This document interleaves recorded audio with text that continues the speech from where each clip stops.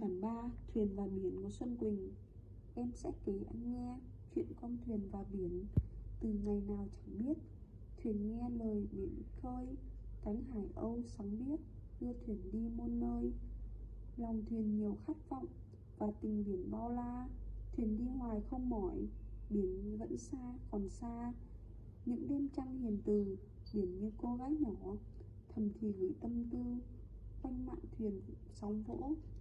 Cũng có khi vô cớ, biển ào ạt vô thuyền, tình yêu muôn thuở, có bao giờ đứng yên.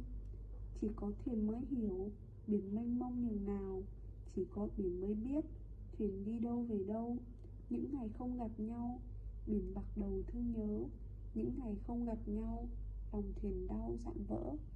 Nếu từ giã thuyền rồi, biển chỉ còn sóng gió. Nếu phải xa cách anh, em chỉ còn bão tố.